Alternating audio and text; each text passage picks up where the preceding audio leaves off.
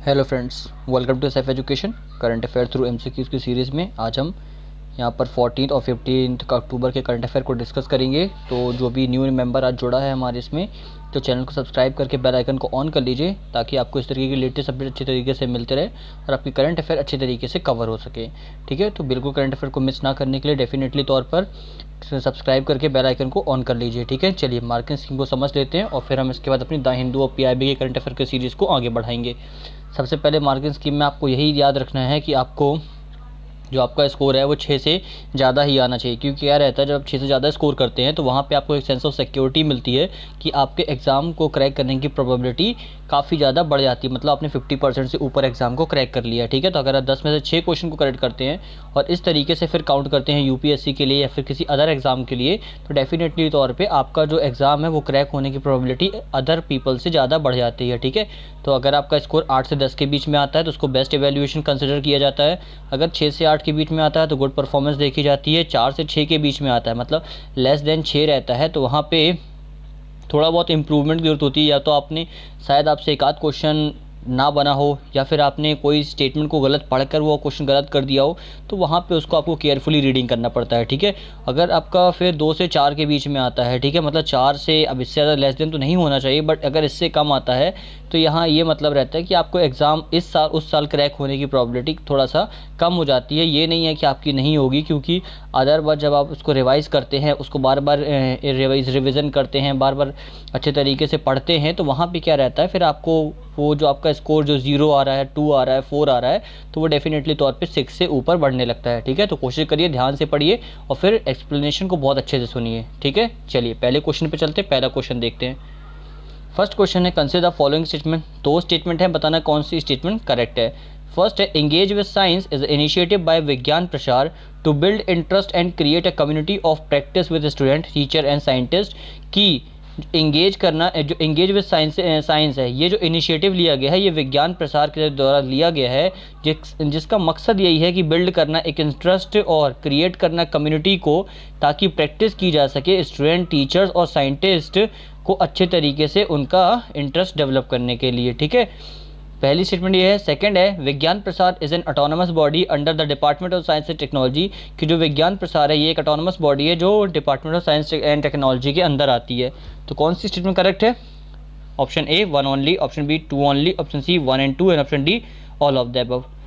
Sorry, ये all नहीं है, आई थिंक यहाँ पे थोड़ा सा बाय मिस्टेक ही मिस्टेक हो गई है। यहाँ पे ये आपका सभी जगह आई थिंक ये देखने को मिलेगा, ये आपका नन है। ठीक है, नन ऑफ द अबव है। तो कौन सी स्टेटमेंट करेक्ट है? वीडियो को पॉज करिए, आंसर दीजिए, फिर डिस्कस करते हैं। चलो, आई होप आपने आंसर सोच लिया होगा। देख लेते राइट आंसर क्या है। सबसे पहले जो एंगेज विद साइंस है, इसका ये जो इनिशिएटिव विज्ञान प्रसार द्वारा लिया गया है, इसका जो मकसद इसमें बताया गया है कि एक बिल्डिंग करना इंटरेस्ट को और क्रिएट करना कम्युनिटी को, ताकि अच्छे तरीके से प्रैक्टिस की जा सके स्टूडेंट, टीचर और साइंटिस्ट के साथ। ठीक है, विज्ञान प्रसार एक ऑटोनमस बॉडी है जो साइंस एंड टेक्नोलॉजी के अंदर आती है। दोनों की दोनों स्टूडेंट आपकी करेक्ट है। राइट आंसर आपका सी हो जाएगा, मतलब 1 and 2 both are right answer. ठीक है, देखिए कुछ और चीज़ के बारे में समझ लीजिए कि ये जो टर्म है ये इसको अप्लाई किया जाएगा। वीडियो कॉन्फ्रेंसिंग के जरिए इसको स्टार्ट किया गया इस प्लेटफॉर्म को, और इसमें जो ऑडियो स्ट्रीमिंग की जाएगी, मैसेजिंग सर्विसेज प्रोवाइड कराई जाएगी, internet based voice calling solution provide कराया जाएगा। तो जितना भी हो सकेगा, ठीक है, जो प्रोसेस होगी एंगेज करने की साइंस के साथ स्टूडेंट को, फिर साइंटिस्ट को और टीचर्स को, वो सारी चीज़ें यहाँ पे अच्छे तरीके से वर्क की जाएगी। और it need access to internet, smartphone, tablet, laptop, इन सभी चीज़ों की इसमें ज़रूरत तो होगी, तो इन सभी चीज़ों का भी फुलफिलमेंट देखा जाएगा। ठीक है, तो ये इंपॉर्टेंट है, कुछ चीज़ें इसको याद रखना। और सबसे मेन है कि विज्ञान प्रसार एक ऑटोनमस बॉडी है, ये याद रखना। और ये DST मतलब department of science and technology के अंदर आती है। ठीक है, तो इंपॉर्टेंट है, इसको याद रखिएगा। नेक्स्ट क्वेश्चन पे चलते हैं। Next, the report, The Human Cost of Disaster 2000-2019 is released by which of the following institutes? तो इनमें से अभी कौन से इंस्टीट्यूट ने the human cost of disaster 2000 से 2019 ये रिपोर्ट को अभी पब्लिश किया है? तो कौन सा स्टेटमेंट करेक्ट है? Option A National Disaster Management Authority, option B NITI Aayog, option C United Nation of Office for disaster risk Reduction and option D World Bank. Video को पॉज करके आंसर दीजिए, फिर डिस्कस करते हैं इसके बारे में।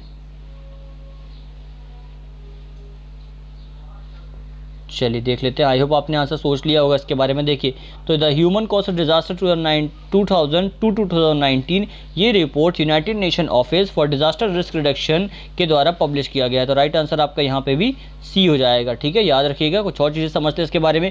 ये जो रिपोर्ट है जो ह्यूमन कॉस्ट डिजास्टर 2019 जिसको UNDRR ने पब्लिश किया है, इस रिपोर्ट के अंदर ये जो रिपोर्ट है did not touch an biological hazard and disease related disaster. ठीक है, तो अगर कोई बायोलॉजिकल हैजार्ड है, मतलब जैसे देखिए जैसे कोविड-19 हो गया, ठीक है, इसके रिगार्डिंग अगर कोई बायोलॉजिकल हैजार्ड होता है तो इसको इसमें कंसिडर नहीं किया जाता है। इसमें कंसिडर किया जाता है जैसे आपके जो एक्सीडेंट्स होते हैं, ठीक है, और भी कोई जो प्रॉब्लम जिसके कारण क्रिएट होती है, जिसके कारण ह्यूमन कॉस्ट डिजास्टर देखा जाता है, ठीक है, फ्लड हो गया, बाढ़ हो गया, इन सभी चीज़ों को इसके अंदर कवर किया जाता है। ठीक है, तो याद रखना बायोलॉजिकल हैजार्ड और disease related hazard like the corona virus pandemic, इनको इसमें कवर नहीं किया जाता। ये इंपॉर्टेंट है, याद रखिएगा। और international day for disaster risk reduction is observe on 13 October every year. हर साल 13 अक्टूबर को डिजास्टर रिस्क रिडक्शन डे ये इंटरनेशनल डे के तौर पे मनाया जाता है।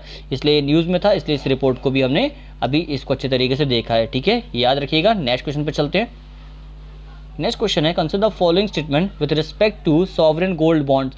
तो सॉवरेन गोल्ड बॉन्ड्स के ऊपर दो स्टेटमेंट है, बताना कौन सी स्टेटमेंट करेक्ट है। फर्स्ट है सॉवरेन गोल्ड बॉन्ड्स मतलब they are issue by the RBI on behalf of the government of India, कि इसको जो इशू करते हैं वो RBI के द्वारा इनको इशू किया जाता है, जो गवर्नमेंट के बिहाफ में किया जाता है। ठीक है, सेकंड है maturity period SGB sovereign gold bonds is 8 year, कि जो सॉवरेन गोल्ड बॉन्ड्स होते हैं इसका जो मैच्योरिटी पीरियड होता है, मतलब इसमें जो गोल्ड्स रखने का जो पीरियड होता है वो 8 साल का होता है, with an option to exit the investment after the first 5 year की। और इसमें एक ऑप्शन भी होता है कि अगर आपको एग्जिट करना है अपनी इन्वेस्टमेंट को आफ्टर द फर्स्ट 5 ईयर, 5 साल के बाद, तो आप वो कर सकते हैं। ठीक है, तो कौन सी स्टेटमेंट करेक्ट है? Option A 1 only, option B 2 only, option C 1 and 2 and option D none of the above. ठीक है, तो वीडियो को पॉज करिए, आंसर दीजिए, फिर डिस्कस करते हैं। चलो देख लेते हैं राइट आंसर क्या है। सबसे पहले क्या इसको RBI के द्वारा इशू किया जाता है गवर्नमेंट के बिहाफ में, तो ये बिल्कुल करेक्ट दिया गया है। सेकंड, क्या इसमें जो SGB है इसका जो मैच्योरिटी पीरियड्स है वो 8 साल के लिए होता है, और पहले 5 साल के बाद आप इसमें इन्वेस्टमेंट को एग्जिट कर सकते हैं कि नहीं कर सकते हैं। तो देखिए दोनों स्टेटमेंट आपकी करेक्ट दी है कि इसको RBI के द्वारा इशू किया जाता है गवर्नमेंट के बिहाफ पर, और 8 साल तक इसका मैच्योरिटी पीरियड होता है, और 5 साल के बाद आप इसमें से अपनी इन्वेस्टमेंट को एग्जिट कर सकते हैं। राइट आंसर आपका यहाँ पे भी C हो जाएगा। ठीक है, याद रखिएगा। अब कुछ और चीज़ें यहाँ पे पहले समझ लेते हैं इसके बारे में। सबसे पहले जो मिनिमम परमिशेबल इन्वेस्टमेंट है यहाँ पे 1 ग्राम ऑफ गोल्ड, कि आपको यहाँ पे मिनिमम 1 ग्राम ऑफ गोल्ड तक आप यहाँ पे गोल्ड को रख सकते हैं, जिसमें फिक्स रेट है 2.5% per annum is applicable on the scheme payable semi annually. ये सेमी एनुअली तौर पे 2.5% जो आपका पर एनम हर साल इतना फिक्स रेट आपको प्रोवाइड कराया जाता है। ठीक है, ये इसके बारे में इंपॉर्टेंट चीज़ें हैं। और सॉवरेन गोल्ड बॉन्ड ये जो स्कीम है इसको लॉन्च किया गया था नवंबर 2015 में, जिसका ऑब्जेक्टिव यही था कि रिड्यूस करना है demand for physical gold and shift apart the domestic savings. ठीक है, कि लोग गोल्ड पे ज़्यादा ध्यान ना दें, उससे ज़्यादा डोमेस्टिक सेविंग पे ध्यान दें, इसलिए इस स्कीम को लाया गया था। और यूज़ करना purchase of gold into the financial saving. ठीक है, फाइनेंशियल सेविंग के तौर पे गोल्ड को किस तरीके से यूज़ करना है उन सभी चीज़ों के लिए भी इसके लिए ये इनिशिएटिव लाया गया था। ये जो गोल्ड बॉन्ड्स हैं इनको इशू किया जाता है government of India stock under the government securities act 2006। तो जो गवर्नमेंट सिक्योरिटी एक्ट 2006 का, उसके जरिए ये गोल्ड बॉन्ड्स को लाया जाता है। ठीक है, ये भी इसके बारे में इंपॉर्टेंट चीज़ है। और ये जो बॉन्ड होते हैं इसको सोल्ड किया जाता है कमर्शियल बैंक्स के जरिए, stock holding corporation of India limited इसके जरिए, designated post offices and recognise stock exchange, इन सभी के जरिए इसको क्या किया जाता है, सोल्ड किया जाता है। National stock exchange of India limited and Bombay stock exchange either directly through agent, और या तो इनको जो आपका national stock exchange of India limited है इसके ज़रिए, या फिर बॉम्बे स्टॉक एक्सचेंज, या फिर डायरेक्टली इसको एजेंट के जरिए इसको भी सेल किया जाता है। ठीक है, तो ये कुछ इंपॉर्टेंट चीज़ें इसके बारे में, इसको याद रखिएगा। नेक्स्ट क्वेश्चन पे चलते हैं। नेक्स्ट क्वेश्चन है consider the following statement. 2 statement है, बताना है कौन सी स्टेटमेंट करेक्ट है। फर्स्ट है the Universal Postal Union is a specialised agency of the United Nation, कि जो आपकी यूनिवर्सल पोस्टल यूनियन है ये एक स्पेशलाइज्ड एजेंसी है यूनाइटेड नेशन की। ठीक है, सेकेंड है World Post Day is celebrated each year in the month of January कि जो वर्ल्ड पोस्ट डे है इसको हर साल जनवरी में सेलिब्रेट किया जाता है। कौन सी स्टेटमेंट करेक्ट है? Option A 1 only, option B 2 only, option C 1 and 2 and option D none of the above. ठीक है, ये ऑल नहीं है, it is none of the above. Video को पॉज करके आंसर दीजिए, फिर डिस्कस करते हैं।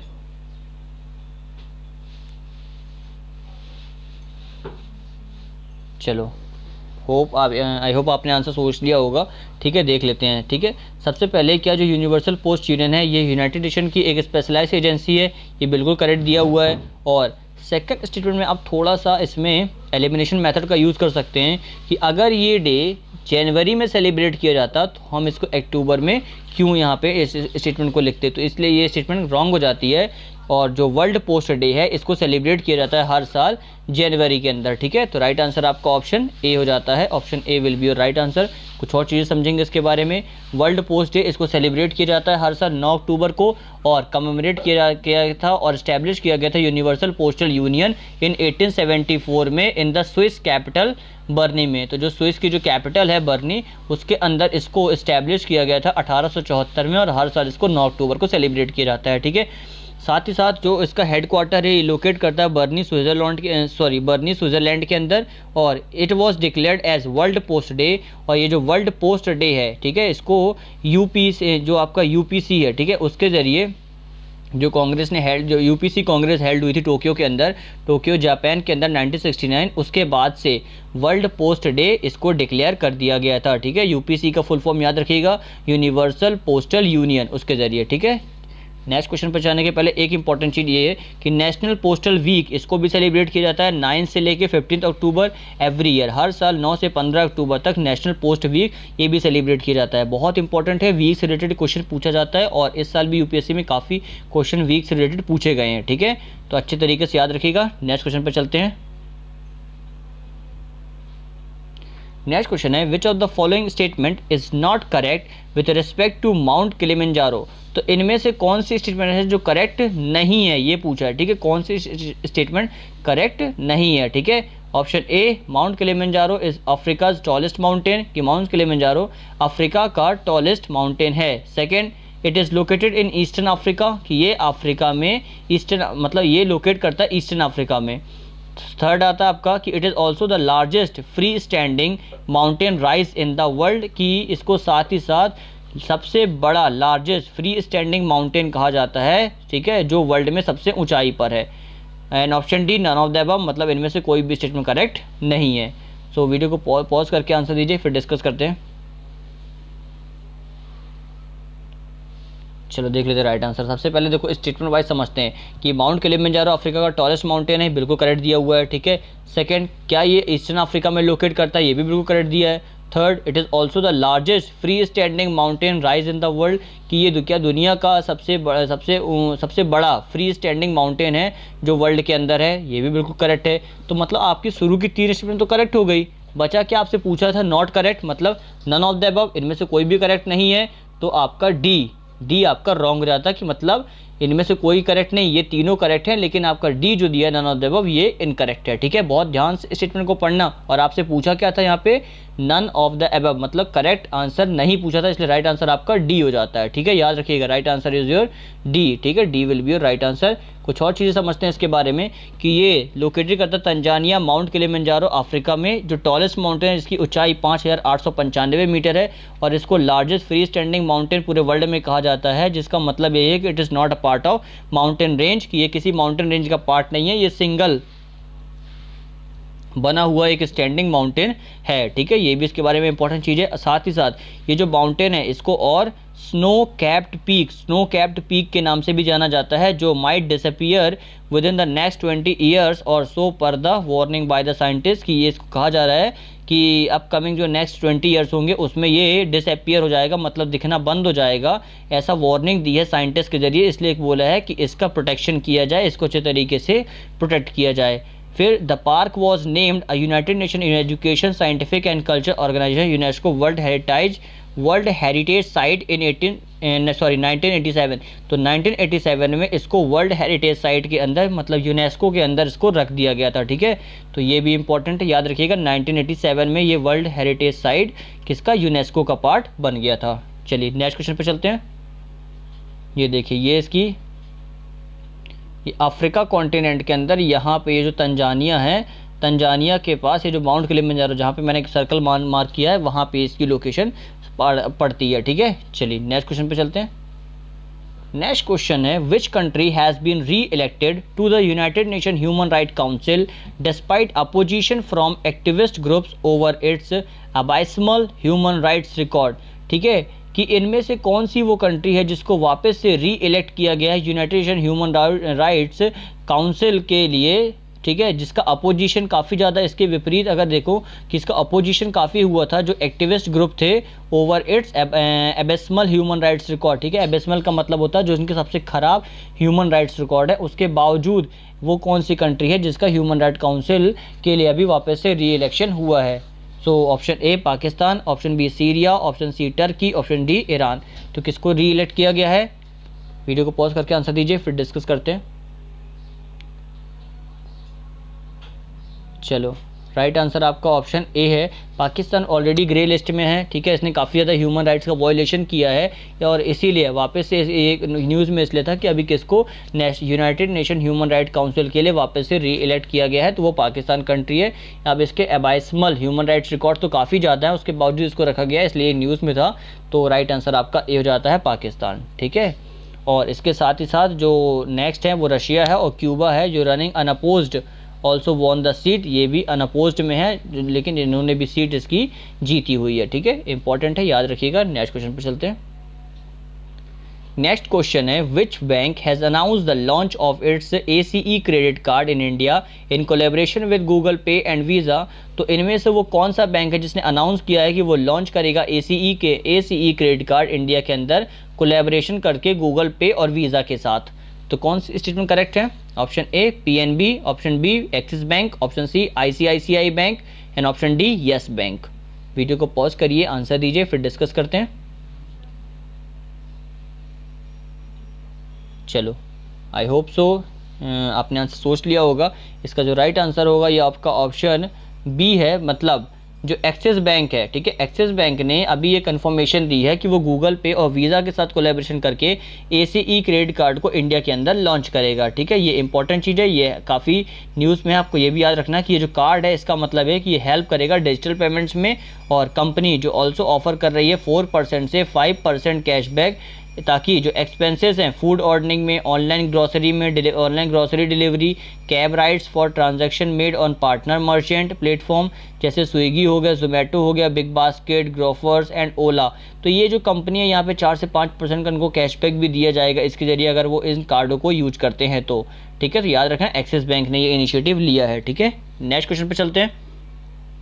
नेक्स्ट क्वेश्चन है, when is the international standard day celebrated. तो कब इंटरनेशनल स्टैंडर्ड डे सेलिब्रेट किया जाता है? ठीक है, डे पर्सपेक्टिव से भी क्वेश्चन पूछे जाते हैं पेपर में, तो आपको याद रखना है। तो कब सेलिब्रेट किया जाता है? वीडियो को पॉज करिए, आंसर दीजिए, फिर डिस्कस करते हैं।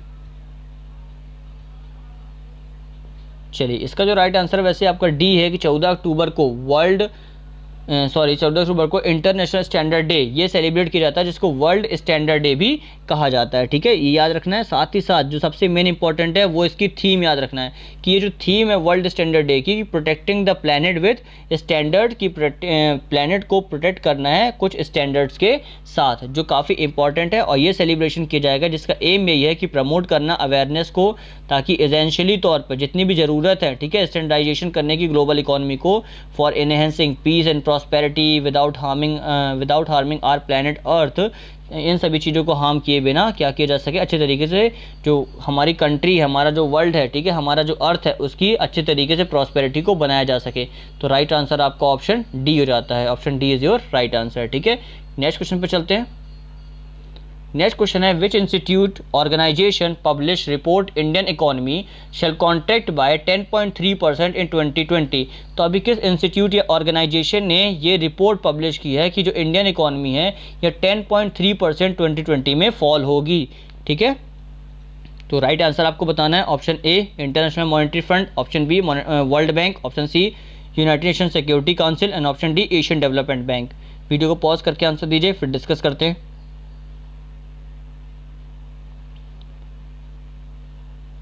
चलिए आई होप आपने आंसर सोच लिया होगा, देख लेते राइट आंसर क्या है।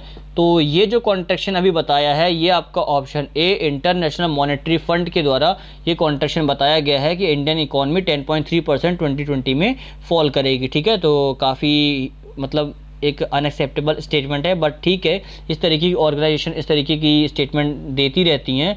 और यहाँ पे आपको ये सीखना जरूर पड़ेगा इंडिया को कि ये 10.3% का जो कॉन्ट्रैक्शन हो रहा है इसका जो बेसिक सबसे बड़ा कॉज है वो है हमारे यहाँ की पॉपुलेशन, हमारे यहाँ की इकॉनमी। ठीक है, क्योंकि हमारे यहाँ की पॉपुलेशन ज़्यादा है इसलिए इकॉनमी पर डायरेक्टली इफेक्ट पड़ता है, क्योंकि सारे जो लेबर्स हैं जो भी इनहैबिटेंट्स हैं, ठीक है, और जो भी आपके मतलब जो भी आपके माइग्रेंट्स वर्कर्स हैं, ठीक है, जो बाहर से यहाँ पहले वर्क करने आते थे वो सभी अपने घर लौट चुके हैं, वो सभी काम नहीं कर रहे हैं, इसलिए ये प्रॉब्लम क्रिएट हो रही है।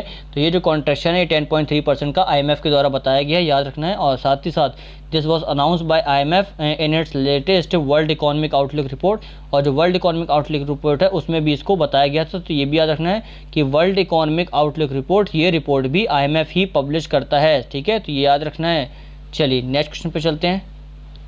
नेक्स्ट क्वेश्चन और आज का लास्ट क्वेश्चन है, in which state the police have started initiative to connect Banjara and Kanjar community with the mainstream of the society, कि वो कौन सा स्टेट है जिसने पुलिस इसमें जो पुलिस है उसने स्टार्ट किया एक इनिशिएटिव ताकि कनेक्ट किया जाएगा बंजारा और जो कंजर कम्युनिटी है उसको एक मेन स्ट्रीम के साथ सोसाइटी की। तो आपके ऑप्शन है, option A Madhya Pradesh, option B Bihar, option C Punjab और option D Uttar Pradesh. Video को पॉज करके आंसर दीजिए फिर डिस्कस करते हैं। चलो देख लेते राइट आंसर। तो मध्य प्रदेश गवर्नमेंट ने ये इनिशिएटिव लिया है कि वो कनेक्ट करेगी बंजारा एंड कंजर कम्युनिटी को मेन स्ट्रीम है सोसाइटी की उसके साथ। तो ये पुलिस के द्वारा लिया गया ये इनिशिएटिव है, तो याद रखना है काफ़ी इंपॉर्टेंट इनिशिएटिव है। ठीक है, जो आपकी मध्य प्रदेश गवर्नमेंट ने ये लिया है। ठीक है, तो जो भी मध्य प्रदेश से बिलोंग करते हैं, तो अगर आपका MPPSC का पेपर होता है तो वहाँ पे अगर मेंस में कुछ आपको लिखने के लिए आता है तो आप डेफिनेटली इस तरीके की चीज़ें वहाँ पे कोट जरूर करिएगा। ठीक है, और इसके बारे में कुछ इंपॉर्टेंट चीज़ें हम समझते हैं कि ये जो कम्युनिटी हैं इनको जो जाना जाता है कि फॉर देयर क्रिमिनल एक्टिविटीज़, इनको काफ़ी ज़्यादा क्रिमिनल एक्टिविटीज़ के तौर पर इनको देखा जाता है, इसलिए इनका जो बंजारा और कंजर कम्युनिटी है इनको मेन स्ट्रीम सोसाइटी से उसके ज़रिए कनेक्ट किया जाएगा ताकि इनको भी रियलाइजेशन अच्छे तरीके से हो सके और थोड़ा बहुत क्रिमिनल एक्टिविटीज़ में कमी देखने को मिलेगी। ठीक है, और ये इस तरीके का पहला इस तरीके का इनिशिएटिव लिया गया है मध्य प्रदेश के अंदर। जो यूथ है जो कम्युनिटी के अंदर वो काफ़ी फ्री ट्रेनिंग और एम्प्लॉयमेंट इन प्राइवेट कंपनीज़ उनके जो पाने के लिए ये सभी चीज़ें इसको लाया जा रहा है ताकि इन सभी चीज़ों को फुलफिलमेंट किया जा सके और क्रिमिनल एक्टिविटीज़ को रोका जा सके। ठीक है, कुछ इंपॉर्टेंट चीज़ समझ लीजिए। डिस्ट्रिक्ट 52 है मध्य प्रदेश के अंदर, लोकसभा सीट 29 है और राज्यसभा सीट 11 है। तो ये इसके बारे में कुछ इंपॉर्टेंट चीज़ें थी, आई होप समझ में आ गई होगी। ठीक है, तो फ्रेंड्स ये थे आज के 10 important current affairs. I hope अच्छे तरीके से समझ में आ गए होंगे। समझ में आए तो वीडियो को लाइक करके चैनल को सब्सक्राइब डेफिनेटली के तौर पे कर दीजिएगा ताकि आपकी कोई भी वीडियो मिस ना हो, कोई भी करंट अफेयर मिस ना हो। ठीक है, वीडियो थोड़ा सा लेट हो सकता है क्योंकि अभी थोड़ा सा काफ़ी ज़्यादा मैं प्रॉब्लम में चल रहा हूँ ट्रैवलिंग के चक्कर में। ठीक है, तो कोशिश करिए कि थोड़ा सा ये अच्छे तरीके से हो जाए, उसके बाद वीडियो आपको समय पे सुबह के समय 8 से 10 के बीच में डेफिनेटली तौर पे मिल जाएगी और आपका करंट अफेयर अच्छे तरीके से कवर हो जाएगा। ठीक है, चलिए आज के लिए इतना ही। और उसके पहले सबसे इंपॉर्टेंट चीज़, अपना जो स्कोर है वो कमेंट बॉक्स में जरूर लिखिएगा, चाहे आपका स्कोर 0 हो या फिर 10 आउट ऑफ 10 हो, बट 24 आवर्स में एक बार रिवीजन जरूर कर लीजिएगा, जो सबसे ज़्यादा इंपॉर्टेंट है, जिसको सक्सेस ऑफ की भी कहा जाता है। ठीक है, चलिए आज के लिए इतना ही। Thank you for watching, have a good day.